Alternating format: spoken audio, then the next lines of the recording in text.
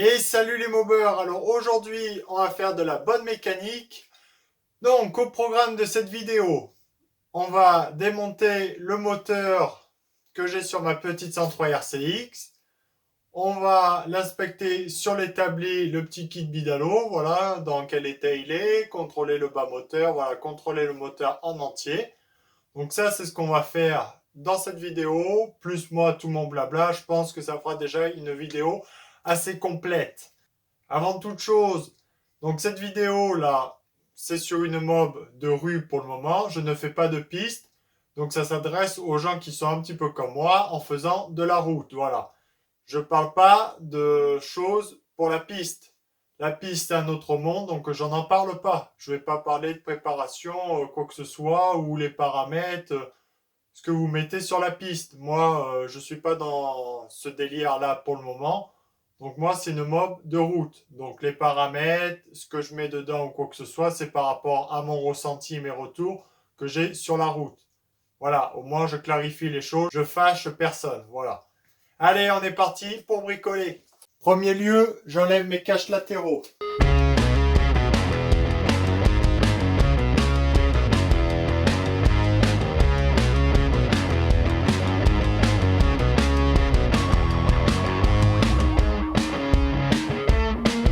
Et voilà, là j'ai accès à mon moteur.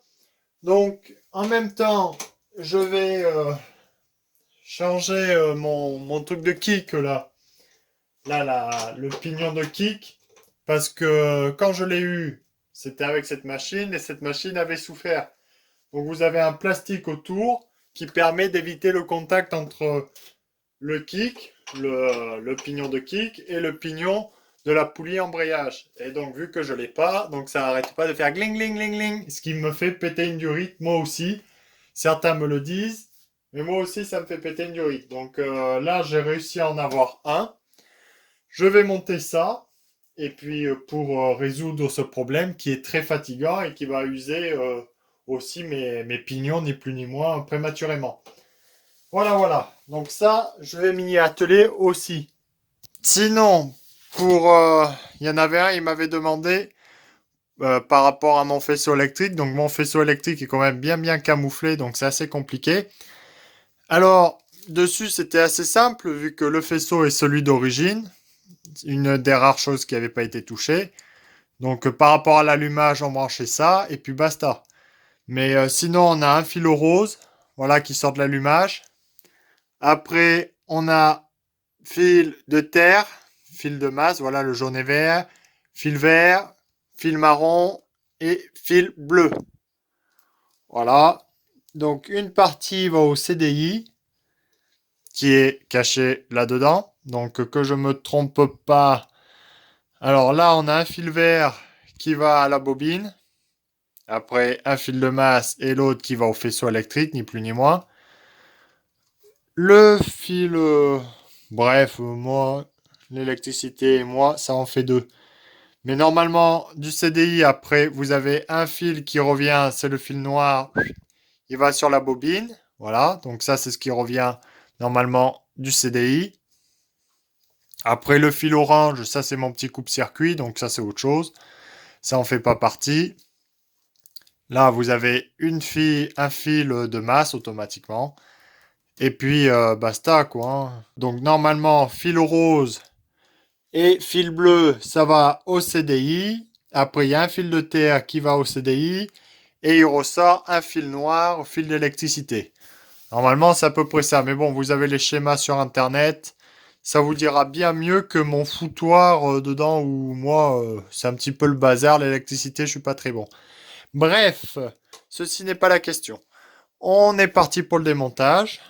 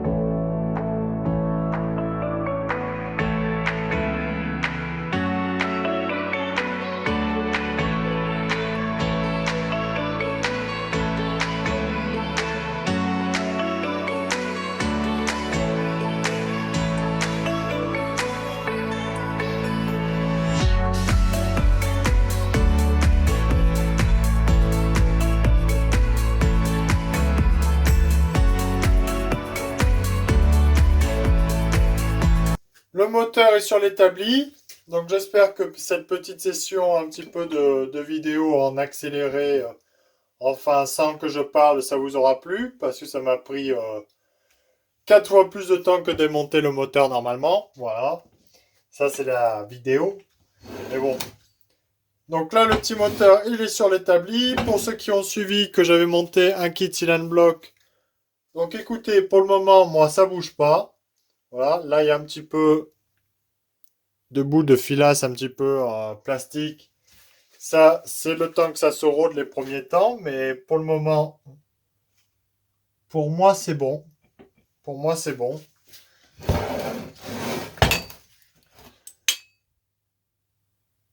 Et c'est à peu près propre.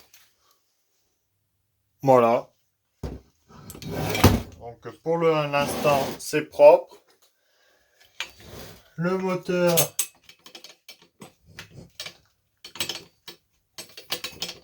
il n'y a pas de bruit anormal. Le petit variateur est bien libre. Pas trop de jeu. Il marche bien ces petits variateurs. Bon après, ils sont fragiles, mais bon, ils font leur boulot. Voilà, voilà. Donc là, je vais enlever le cache. Pour le moment, c'est l'allumage d'origine. J'ai pas trop les moyens pour mettre un allumage à rotor interne, mais ça viendra petit à petit. Mais sinon, ça marche très bien. Donc bien sûr, la bougie est desserrée. Donc pour l'hiver, c'était une BR9. Voilà. Donc belle coloris.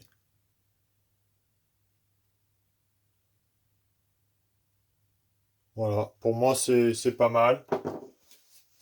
On est bien dans l'idéal. Allez, bon ben écoutez. Là on est parti pour démonter le moteur. Donc le haut moteur, celui-là, il a vu un peu tout type de carburant. Au début, j'avais mis du 98 pur. Voilà, vu que c'était un moteur bidalo, donc ça coûtait cher. Je voulais pas prendre de risque avec l'éthanol, vu que j'étais à mes débuts. Donc que 98. Après, je suis passé au 98 25% où il a fait le 3/4 de son temps. Voilà. Et là, il a fait deux pleins au 98 50%. Voilà, voilà, rien à déclarer. J'ai alterné plusieurs huiles. Alors au début, j'utilisais cette huile, donc l'ancienne version avec l'ancienne image publique, voilà du bidon. Donc elle graissait très très bien, franchement une très bonne huile. Après, donc c'est passé à celle-là.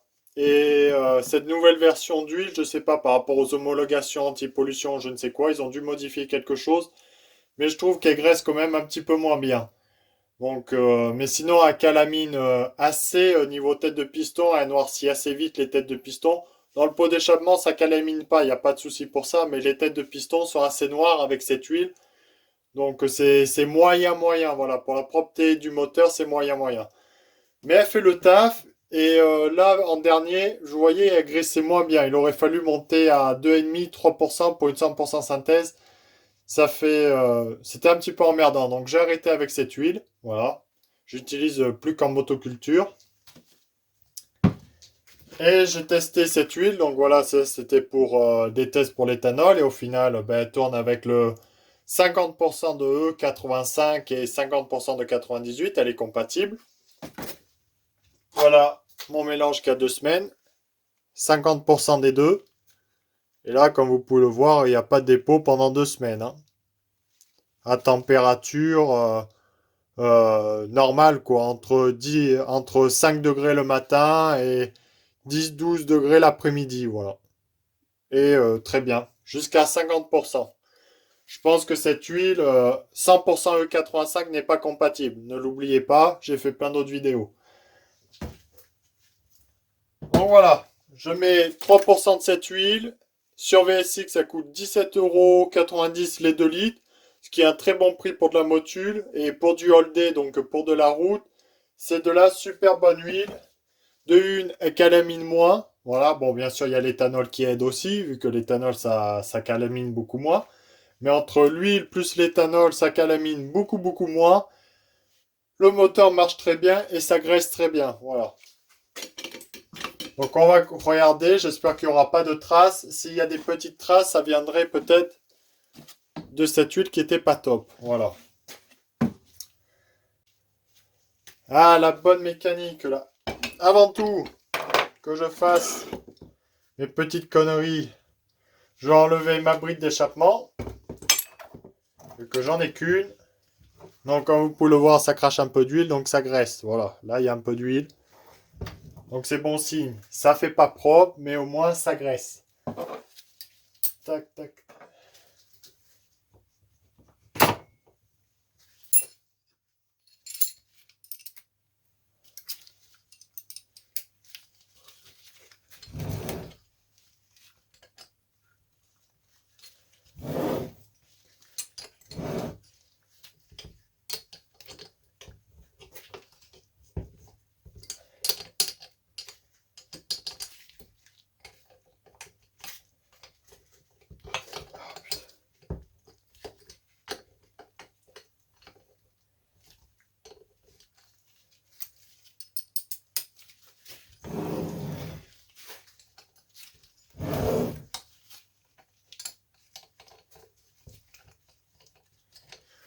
Je fais comme je peux pour que vous voyez quelque chose, c'est pas évident.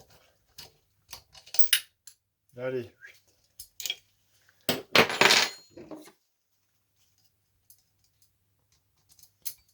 Toujours la misère. Ça.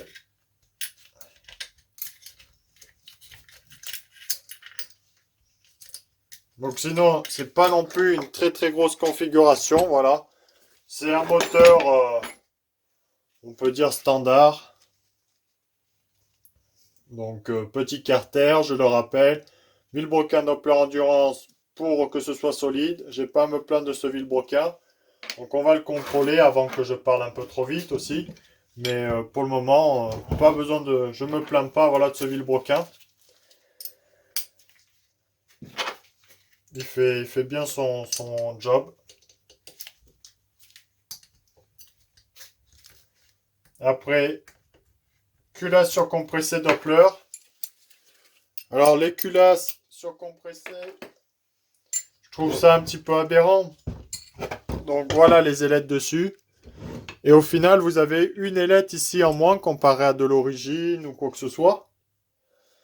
Donc vous avez des moteurs plus comprimés qui surchauffent encore plus et les fabricants de pièces ont fait des petites culasses avec une ailette en moins. Ici, ils n'en ont pas rajouté. Donc comment voulez-vous contrôler votre chauffe quoi avec des moteurs Peugeot? Ça m'énerve un petit peu je comprends pas leur solution. Voilà, c'est un petit peu obsolète. On a un moteur qui peut bien marcher, mais on n'arrive pas à le refroidir parce que leurs culasses se sont à chier, ni plus ni moins. Je vais être cru dans mes mots, mais que c'est pas que Doppler, hein. Il y a Mal aussi. Voilà, Doppler et Mal aussi, les deux en font partie. Bidalo, ils avaient sorti une culasse un petit peu plus polygonale, les ailettes plus grandes. Donc dès que VSX l'aura sorti, je l'achèterai pour ce moteur-là. Déjà, ça refroidira mieux. Et après les culasses polygonales ou quoi que ce soit. Après, j'ai vu pour les kits 70, vous avez la culasse pas Polini. Voilà. Polini, elle a une ailette en plus, donc c'est toujours ça de gagner. Et la culasse Parmakit pour moi qui est la meilleure. Donc elle a une ailette ici. Là, l'ailette ici, elle est grande. Et ici, il n'y a pas l'emplacement du décompresseur. Donc ici, c'est tout plein d'ailettes. Et je crois qu'il y en a même une en plus. Donc, Parmakit, c'est une des meilleures culasses. Au moins, il y a plus d'ailettes. Malgré que c'est la forme comme l'origine, ça permet de mieux refroidir. Car sur Peugeot, c'est que le dessus, voilà. Ça tape que sur le dessus. Ces ailettes-là servent presque à rien. Voilà, juste comme un radiateur, mais il n'y a pas de brassage d'air. Donc, le moteur surchauffe tout le temps sur Peugeot. C'est pour ça que les kits 70 sur Peugeot, c'est encore plus raide à gérer. Donc ça gère tout par la culasse. Il faudrait voilà, des bonnes grosses culasses. Donc vous avez les polygonales, mais c'est des intérieurs comme l'origine. Voilà. Donc à tout usiner pour augmenter les taux de compression. Sinon, ben, ça comprime rien. Ça, c'est ça qui est dommage. Il faudrait une polygonale avec une bonne chambre de combustion, que ce soit fait comme ça, voilà, qu'il n'y ait pas de décompresseur et que ce soit vraiment une culasse racing, mais polygonale. Ça serait le top aussi. Et après, ben, bien sûr, les culasses Zeta à l'époque, les culasses Hérisson, là où c'était vraiment le top du top. Où certains constructeurs, ben, ils avaient compris que ben, fallait refroidir le moteur, hein, ni plus ni moins. Parce que là, c'est un petit peu con leur truc. Moi, je trouve ça con. Car un moteur, plus il brûle de calories, plus il doit en extraire par la culasse. Et là, on n'y arrive pas. Et en moteur liquide, il n'y a plus rien. Presque plus rien. Donc, c'est la vraie misère. C'est la dèche. Voilà, voilà. Le petit blabla qui fait plaisir. Donc, le petit kit Bidalo. Alors, là, je viens de le contrôler un petit peu à l'échappement. Il est vraiment très, très propre. Voilà. Donc, mon moteur, à peu près 20 heures. Bon, je le démontrerai, comme ça sera mieux. Mon moteur, à peu près 20 heures. 4h05 avec le contour, donc là, je le sais. Et l'autre fois, sans contour, je crois que j'étais dans les 15 heures, à peu près 10-15 heures. Là, la petite bague qui permet de ne pas avoir la marche ici. Très très bien étudié. Pour ceux qui ne suivent pas, c'est le kit 50 Bidalo que VSX a ressorti. Voilà. Copie identique au Bidalo d'époque. Donc tous ceux qui chipotent en disant que c'est de la merde ou quoi que ce soit. Non, non, c'est vraiment un vrai Bidalo. Comme les cahiers des charges, vu que VSX a la licence Bidalo. Donc c'est le vrai cahier des charges Bidalo avec les anciens fabricants. Voilà. Sous-traitants, pardon. Sous-traitant pour être exact. Donc là, c'était bien. Ah oui. Avant de faire des conneries, je prends mon taux de compression, là, tel quel, voilà, pour voir à combien je suis à peu près.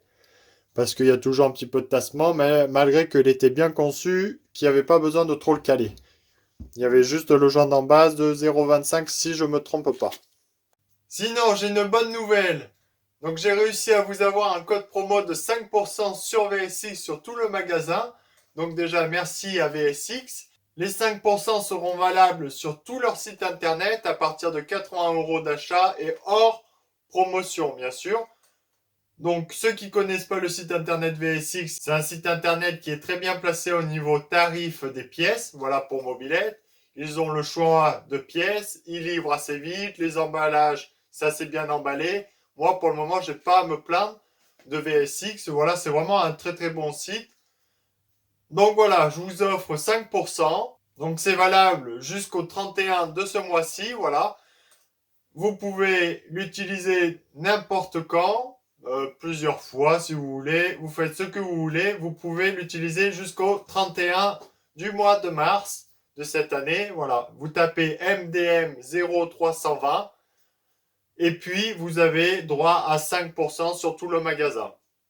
Donc ça, bien sûr, quand vous commandez, vous avez une petite case qui vous dit mettre votre code promo. Voilà, donc vous tapez ça, MDM en majuscule, 0320, et hop, ça vous fait directement la ristourne.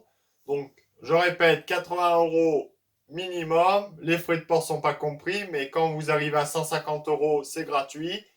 Pour ceux qui n'ont jamais commandé sur internet, franchement, n'hésitez pas, c'est un très très bon site, c'est fiable. Moi, j'ai jamais eu de soucis. J'ai fait des dizaines et des dizaines de commandes dessus. Jamais eu de problème, il y a de la très belle pièce. Et puis si vous voulez comme moi un bon petit kit Bidalo, voilà, pour watter sur la route, faites-vous plaisir, il y a 5% dessus en plus. Donc c'est tout gagné pour vous. Allez, j'espère que vous aurez aimé ça. Et voilà, mon petit moteur est posé. Au moins, mon petit support ressort que j'ai fabriqué, ça me sert bien. Voilà, là, je vais faire mon petit calcul, comme d'habitude. J'ai assez fait de vidéos dessus. Sinon, plein d'autres youtubeurs ont fait des tutos, tout le bordel, comment faire son taux de compression. Donc vous avez la marge, voilà. Je vous épargne ça. Ça fera ça de temps de gagner. Je viens de faire mon petit calcul. Donc là, je suis à 12,5 de taux de compression. Donc là, j'étais tranquille. Voilà, voilà. Allez, là, c'est bon. On est parti pour l'ouverture du moteur.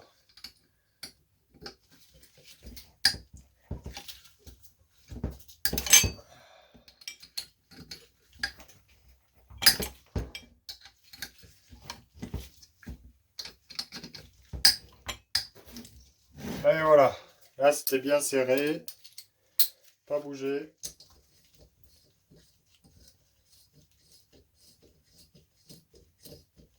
Donc ça, ces écrous sont vraiment super. Ceux-là, c'est les écrous de chez VSX, c'est pas les mâles aussi. Donc vous avez les Bidalo refabriqués par VSX, voilà, en 12. Et vous avez ceux-là, un petit peu qui ressemblent au mâle aussi, mais qui sont de chez VSX, qui sont vraiment top. Donc là, bien sûr, ma culasse est desserrée maintenant, donc je peux retirer ça. J'ai pas besoin de faire en croix une fois qu'il n'y a plus de pression sur la culasse. Je le précise parce que certains qui ne connaissent rien vont me dire que je fais pas comme les autres youtubeurs. Voilà. Donc je tiens à préciser ici, vous êtes chez Mordu de Mob. Voilà. On bricole comme moi je fais. Je ne bricole pas comme d'autres. Et des fois, je fais un petit peu aussi comme les autres. Bon, impeccable. Mon joint d'en base n'a pas collé. Ça, c'est beau, ça. Là, je pense, les gars, je vais avoir un coup de cul. Un petit piston, doucement. Voilà. Allez. Tomboki. Parce que je suis un peu radin sur les joints. Merde, vu le prix que ça vaut. Ça coûte, surtout sur les joints Bidalo. Ça coûte vraiment une couille. Donc si on peut éviter d'en changer tous les 4 matins, c'est toujours bien. Après, j'en entends aussi certains qui vont me dire « Oui, mais qu'il faut tout le temps les changer. » Ah, mais c'est tout beau ça, monseigneur. Alors voilà, mon petit jaune en base qui est collé dessus, mais qui est bien gras. Donc pas de fuite. On regarde ça, la chambre de combustion qui est belle. Ah, l'huile Motul, elle fait vraiment du bien, parce qu'avant, je vous dis, ça aurait été l'huile Monsieur Bricolage, ce serait mes noirs de chez Noir. Et là, c'est bien graisseux. Bon, bien sûr, j'ai fait le test de taux de compression. Mais sinon, la chambre de combustion est de belle couleur. Le cylindre. Oh, c'est la merde à filmer, hein, les cylindres. Il est quand même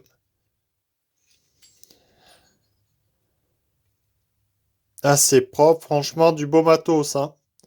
Bravo VSX. Ils n'ont pas à rougir. Le cylindre, il n'a pas bougé, hein. Il a, pour vous décrire quelques petites traces, des petites fines rayures. Ça, c'est des fois un petit peu de la poussière, des petites impuretés qui restent ou un petit bout d'aluminium qui se décroche un petit peu trop vite et qui vient marquer. Mais sinon, à l'intérieur, c'est vraiment super bien.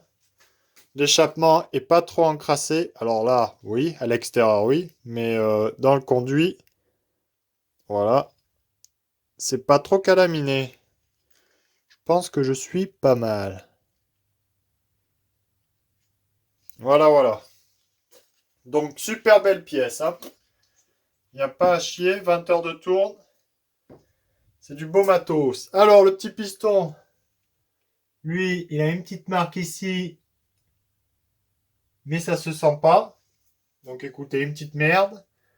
Le piston, punaise, et le nombre de fois que j'en ai rêvé pour avoir un piston de cette colorie comme ça, les gars. Là, j'en suis fier, là. Là, je suis superment fier. Parce que je voyais les gars en compétition qu'ils avaient les pistons de cette couleur-là, le dessus. Et moi, ils étaient tout le temps noirs. Donc regardez, l'huile motule. J'ai pas payé celle-là trop cher. Là, mon réglage carbu qui est pas mal. Alors ici, il y a un petit peu de déperdition. Peut-être un petit coup d'usure du segment ou de l'huile cramée. Je peux pas vous dire. Il fuit peut-être un petit peu. Car on rappelle, c'est un monosegment. Monosegment Bidalo. Donc ça prend du régime. Automatiquement, il y a de l'usure un petit peu rapide. Et sinon, à vue d'œil, ben écoutez, le piston est quand même propre. Hein. Avec mes gants, tout ça, là, je vais mettre de la merde. Il est bien graissé, lui. Ça, c'est bon, ça. Il a pas d'amorce, il a rien. Il a un petit peu, voilà, de l'usure normale. Je vous décris parce que c'est pas facile à filmer.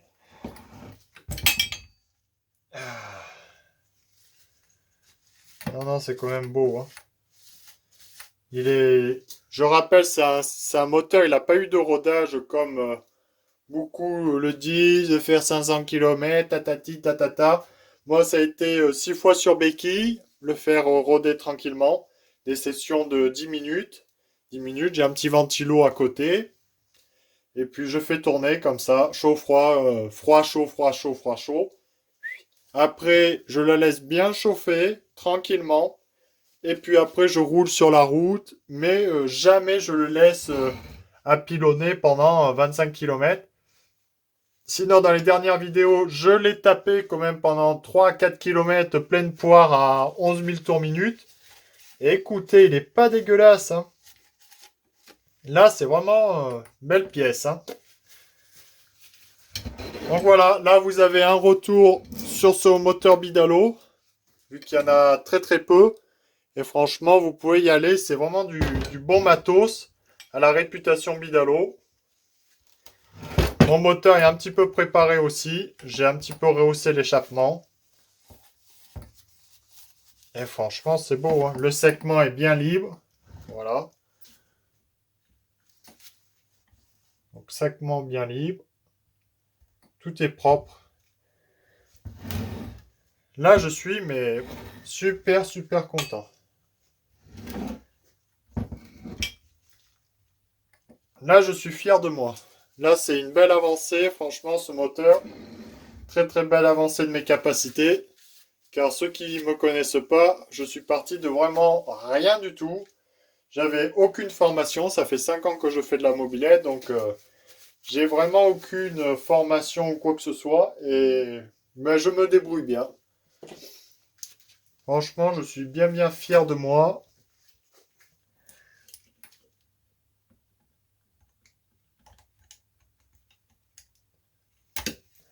Allez.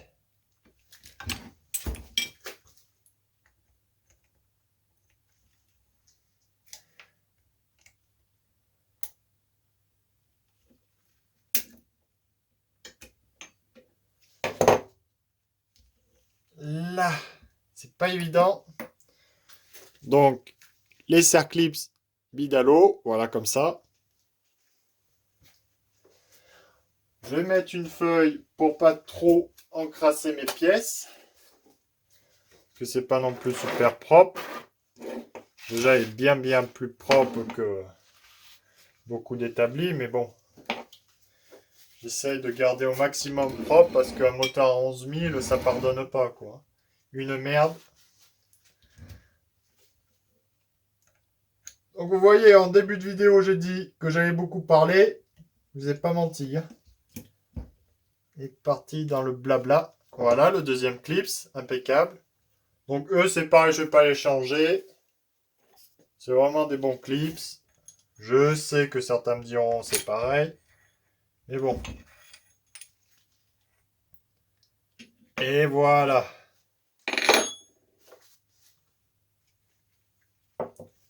mon petit axe qui est un petit peu bleui. Il a chauffé le gazier. Et voilà mon piston un petit peu de plus près. Donc il est quand même bien graisseux. Là, ce qui est normal, à ce niveau-là, il y a toujours une fuite de gaz, vu que c'est un monosegment. Donc il y a toujours un petit peu de fuite. Ici, est-ce que c'est l'huile en dessous qui a cramé? C'est possible, hein, une huile, Monsieur Bricolage qui calaminait beaucoup, ou une petite surchauffe, j'en sais rien. Sinon, le devant est vraiment très très propre, pas de rayures profondes. Comme vous pouvez le voir, c'est bien lisse, donc toutes les traces d'usinage sont presque tous parties. Là, tac, une petite merde qui a dû sauter, mais il n'y a rien qui se sent. Donc là, je vous dis, si on fait un petit coup de merde, Scotch Bright, là, ça part. Sinon, l'autre côté, impeccable. Voilà, c'est super, superment propre, hein. Le dessous, très, très propre. Donc, regardez, un moteur qui a tourné 50% d'éthanol en dernier temps, 25% le trois quarts de sa vie. Mais regardez, hein, le piston n'a pas fondu, comme certains disent que ça fait fondre l'aluminium. Donc là, très très beau piston. En plus, j'ai le beau piston avec les beaux balayages, tout ça. Ah, mais je suis content, les gars, si vous savez. Il y en a certains, ils me critiqueront, mais pas grave. Moi, je suis super content. Ma petite cage à aiguille, donc ça, c'était une petite cage à aiguille pas bien chère. Ouais. Soit c'était même pas. C'était même pas celle qui était fournie par avec le. Ah ben non. Ça, c'est une cage à aiguille que j'avais acheté sur VSX à part. Donc cage à aiguille à 4,90 €. Donc vous avez la cage à aiguille argent, comme ça, et vous avez la cage à aiguille stage 6. Donc 20 heures, la cage à aiguille est belle. Donc je vais bien contrôler, voilà, s'il y a besoin de rien changer. Mais sinon, ça c'est beau. Vu que la cage à aiguille Doppler était un peu plus large, donc elle passait pas dans le piston bidalo. Et la cage à aiguille bidalo ne va pas sur les vilebrequins d'origine, vu qu'il faut un vilebrequin bidalo. Voilà, c'est un petit peu complexe, mais on y arrive. Sinon, voilà mes carters qui sont quand même graisseux, donc ça graisse bien. Le vilebrequin Doppler qui n'a pas de jeu sur les latéraux et qui n'a pas un pet de jeu de haut en bas. Donc très très bon vilebrequin, hein. Critique beaucoup Doppler, mais bon, c'est une marque intermédiaire, c'est pas une marque Racing. Mais au moins, ça fait le job. Voilà.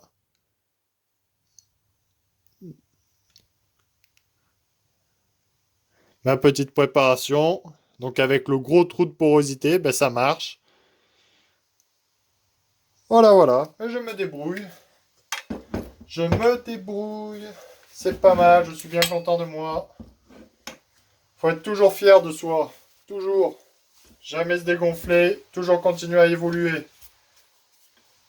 Et hop là, et la pluie qui continue encore dehors chez moi, qu'on entend encore.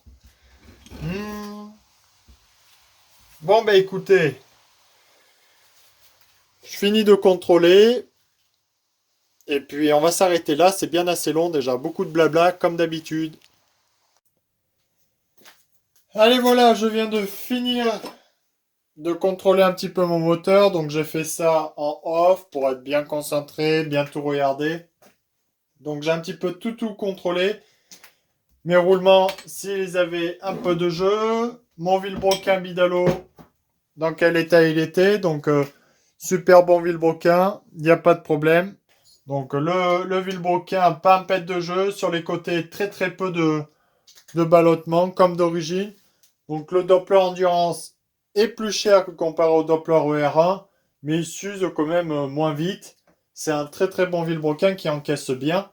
Moi, j'ai pas à me plaindre de ce vilebrequin. Voilà, pour le moment, tout va bien. Le moteur a 20 heures de tourne quand même, donc ça fait une petite paire de manches pour un moteur racing.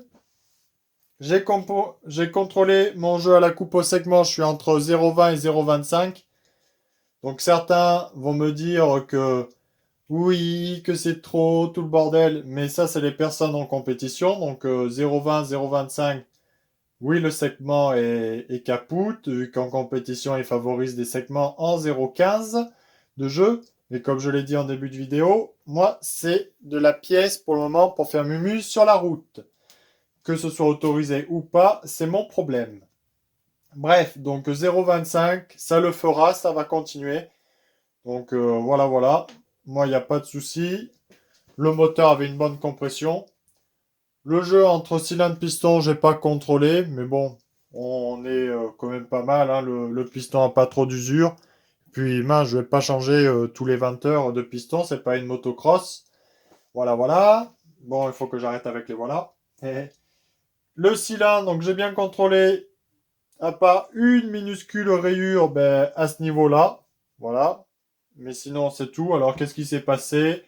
Un petit copeau d'aluminium, une petite merde, petit gravillon qui est remonté.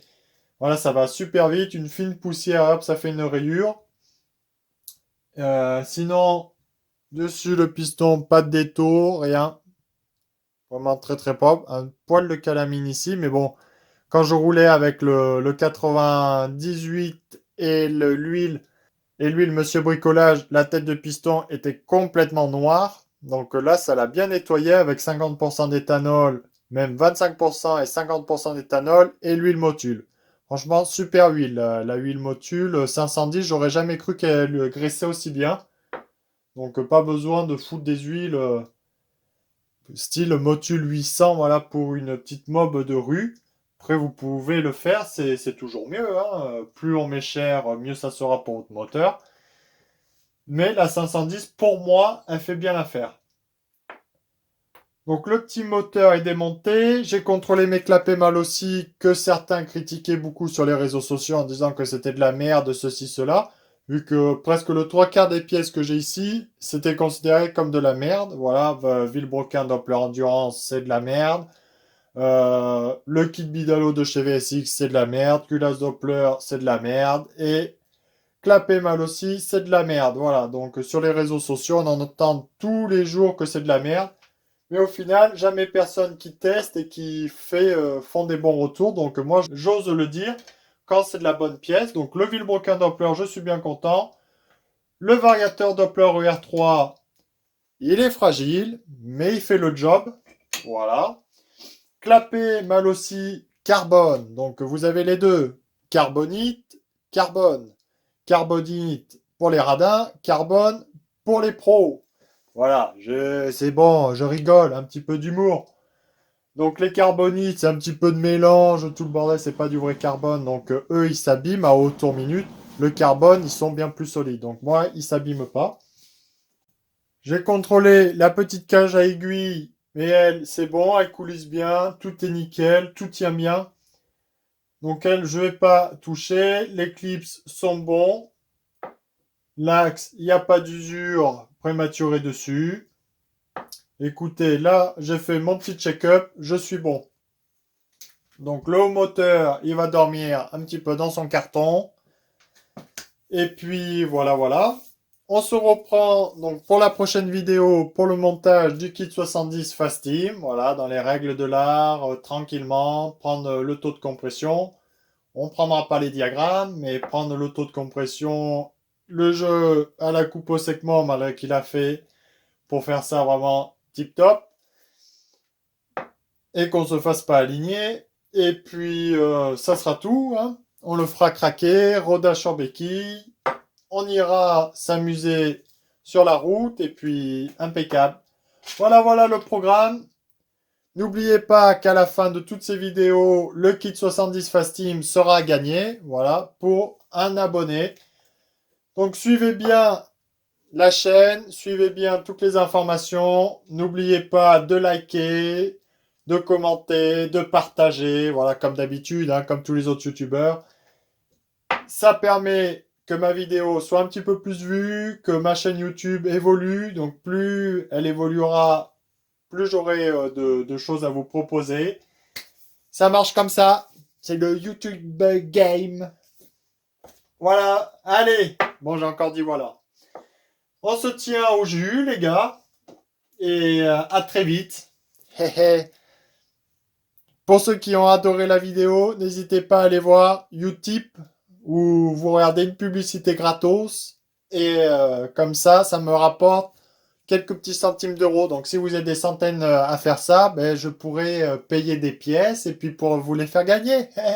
Ça peut marcher ça aussi, mais bon, pour le moment, ça marche pas. J'arrête mon blabla, on va arriver à une demi-heure de vidéo comme d'habitude pour démonter un pauvre moteur. Merci Pierre, comme d'habitude. Et à très bientôt. Salut les mobbers.